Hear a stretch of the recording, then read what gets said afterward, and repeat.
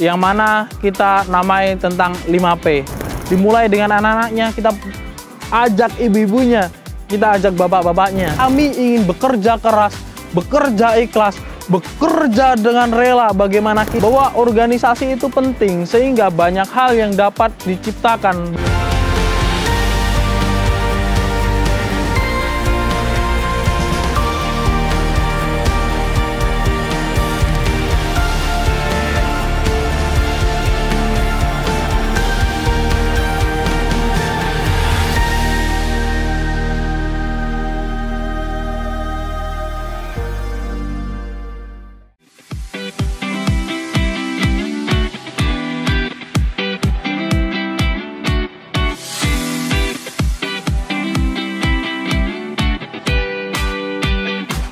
Baik, perkenalkan, nama saya Muhammad Asuri Faisal Alam.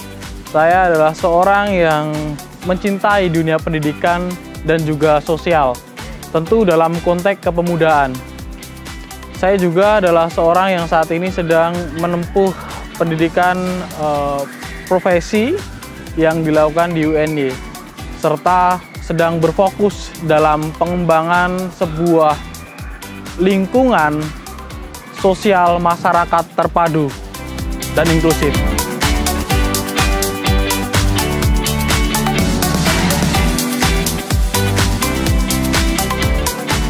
Di Yayasan Pendidikan Adat Nusantara, kita berolah dalam 5 kegiatan pokok, yang mana kita namai tentang 5P.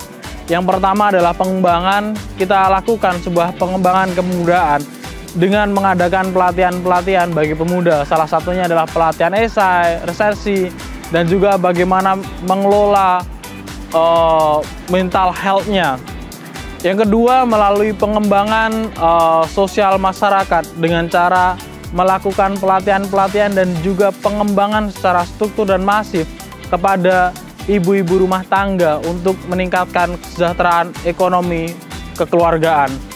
Tentu dalam hal ini kita berharap bahwa perkembangan ekonomi nanti menumbuhkan sebuah semangat kependidikan sehingga di lingkungan keluarga dapat memperoleh dan melaksanakan pendidikan hingga ke perguruan tinggi.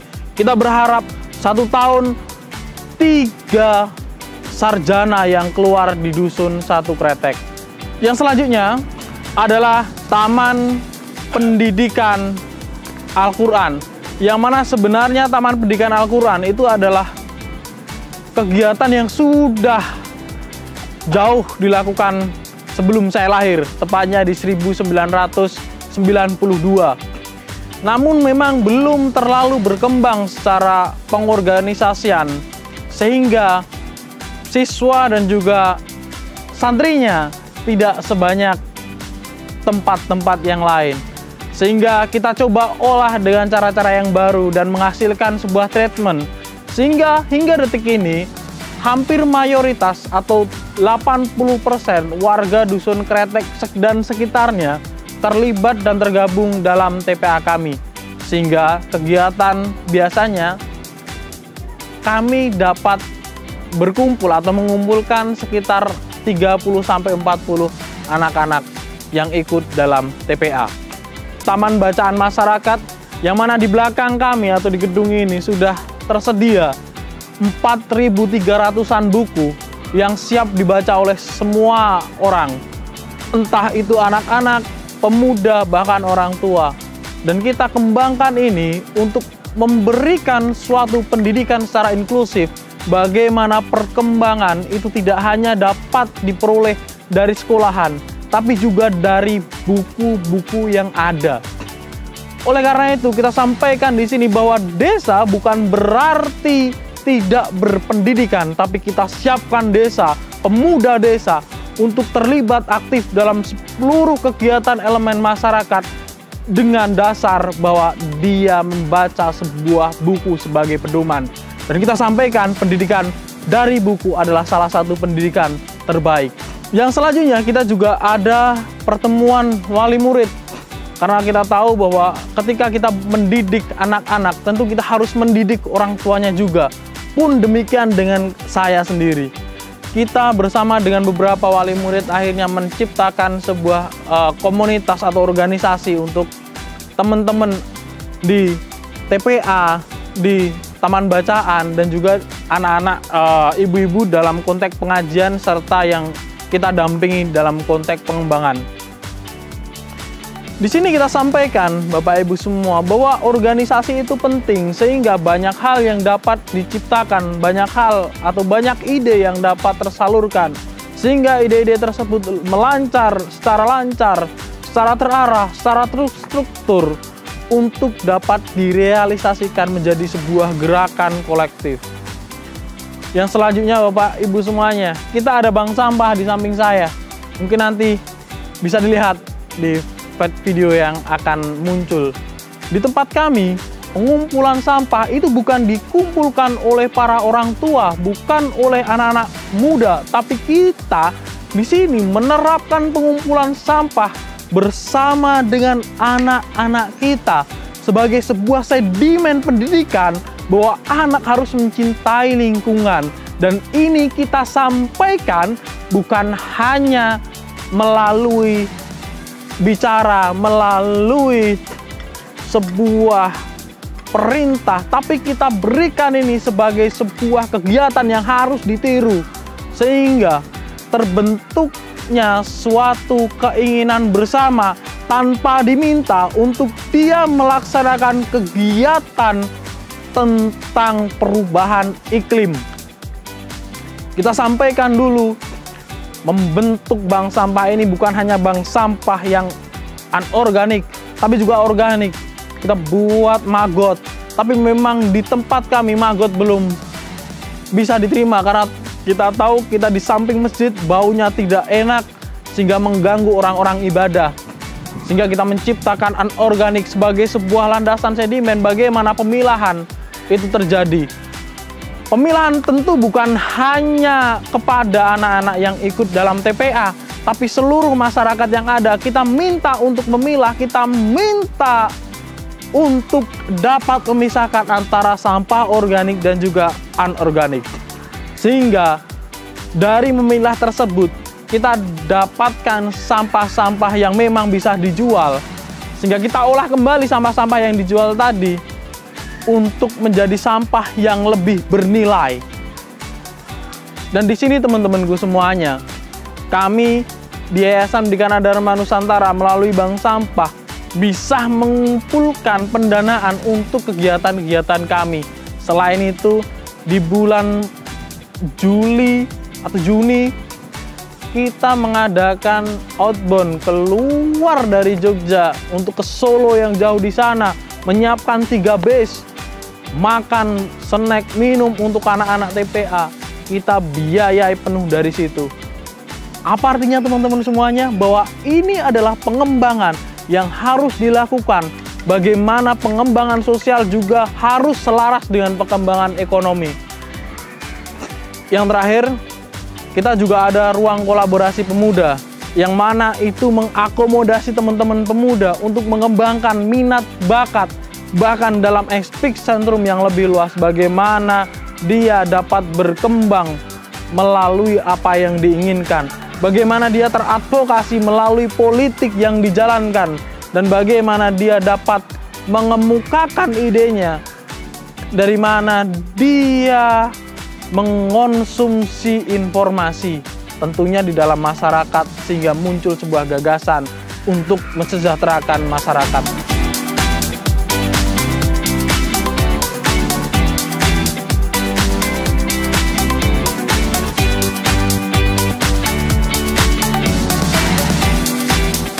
Yayasan Pendidikan Dharma Nusantara sebenarnya masih berumur jagung, karena kita berdiri SK Kemenkumham itu dari 2021.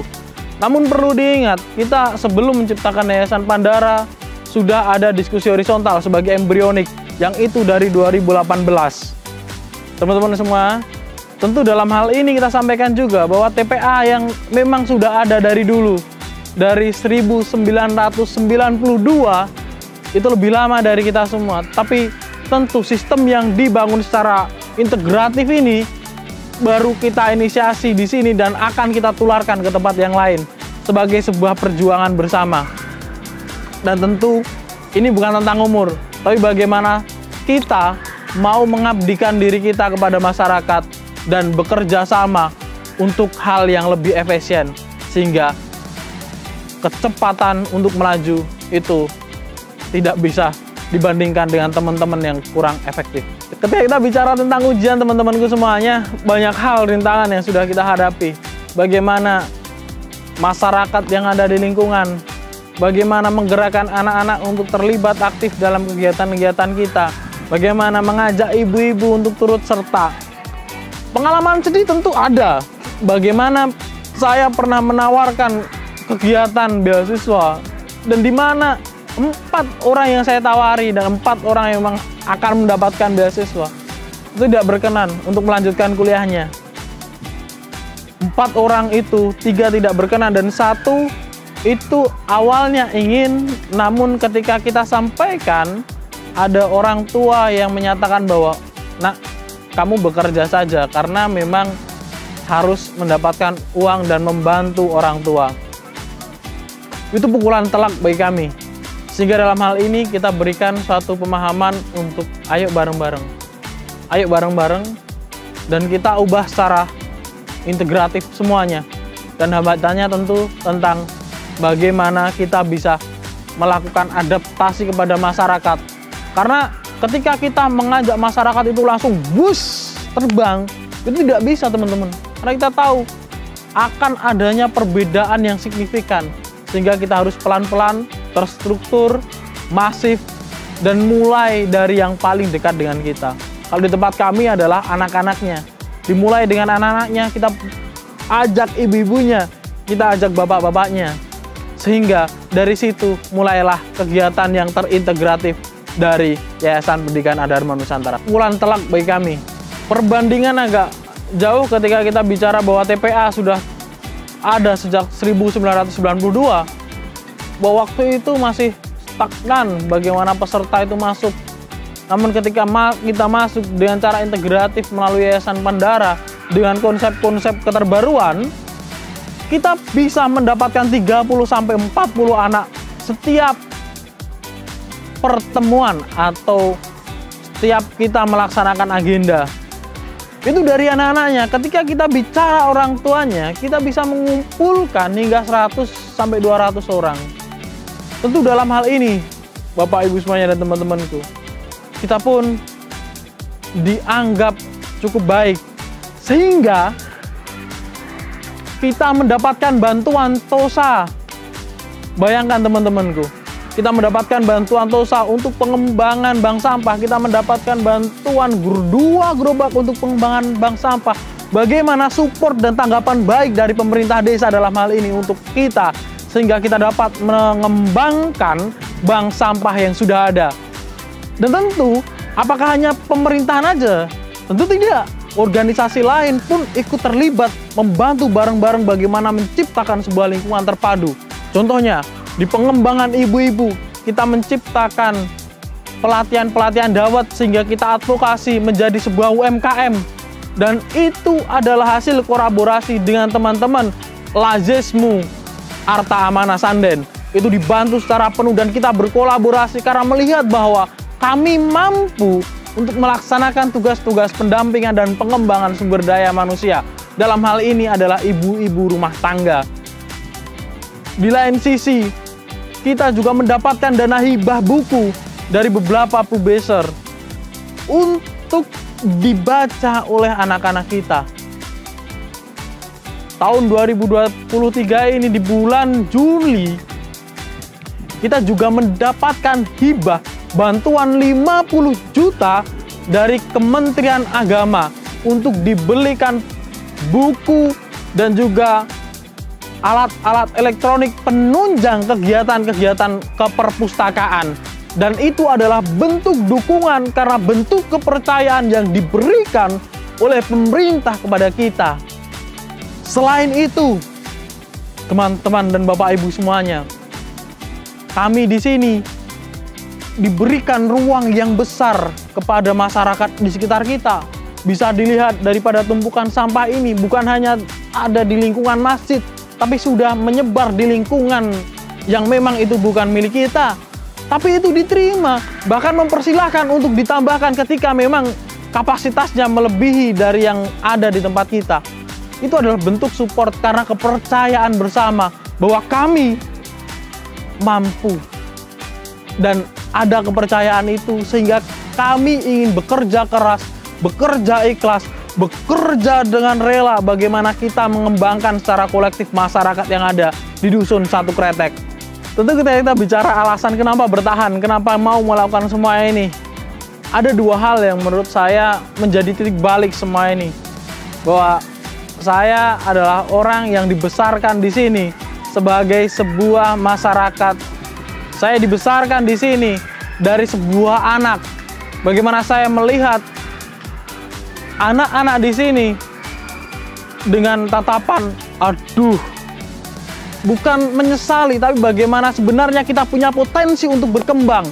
Ketika saya pergi ke Malaysia, ketika saya melaksanakan kegiatan-kegiatan nasional, saya lihat bahwa kapasitas warga, kapasitas anak-anak di Dusun Satu Kretek di Kelurahan Parangtritis bukan kapasitas yang rendah, bahwa kita punya kompetensi untuk bertarung lebih tinggi.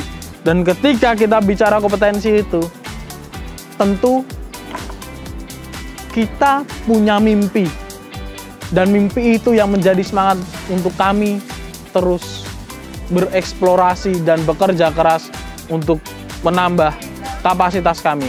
Tentu kalau kita bicara bahwa apakah anak-anak cerita tentang banyak hal, kita sampaikan, ya, banyak anak-anak yang cerita kepada kami tentang bagaimana dia punya cita-cita, bagaimana dia punya mimpi. Dan di situ kita juga ingin membantu. Perlu kami sampaikan juga bahwa waktu pandemi COVID-19, kami menciptakan pendampingan belajar bersama dengan Karang Taruna Kelurahan Parangtritis untuk mengadvokasi anak-anak yang tidak belajar di sekolah. Karena kita tahu di tahun akhir atau di tahun 2021 banyak lembaga kursus yang sudah membuka kelas, tapi sekolah belum membuka kelas. Dan ini ada gap ketimpangan bahwa anak-anak yang tidak melaksanakan pembelajaran di luar kelas atau melaksanakan bimbel, mereka cenderung tertinggal. Sehingga kami dengan niat ikhlas membantu, berkolaborasi, bekerja sama dengan teman-teman Karang Taruna untuk menciptakan sebuah lingkungan yang baik, pengembangan manusia yang baik dengan pendampingan belajar. Dan ini salah satu hal yang kami lakukan untuk mengadvokasi cita-cita atau harapan mimpi anak-anak Dusun Satu Kretek Parangtritis. Kami berharap bahwa ini kedepannya bisa bertumbuh berkembang secara lebih baik lagi. Untuk teman-temanku semuanya, tentu ketika kita bicara tentang sebuah pengabdian, ada rasa lelah di situ. Tapi percayalah bahwa lelah itu akan menjadi lilah. Yang terakhir kita sampaikan bahwa kami dari Yayasan Pendidikan Adharma Nusantara juga sering mengadakan bedah intelektualitas yang kami laksanakan melalui YUM. Silahkan bergabung, silahkan mengikuti kegiatan kami dengan agenda yang lebih luas. Dan jika teman-teman yang ada di Bantul ingin terlibat secara aktif dalam Yayasan Pendidikan Adharma Nusantara, kita persilahkan untuk itu. Datanglah ke Gedung Bersama Taman Bacaan Masyarakat Merdeka Membaca. Terima kasih, kita sambung di lain kesempatan. Selalu semangat, selalu untuk menjadi yang terhebat. Saya Muhammad Nasrul Faisal Alam selaku Ketua Yayasan Pendidikan Adharma Nusantara mengucapkan terima kasih. Assalamualaikum warahmatullahi wabarakatuh. Salam pemuda.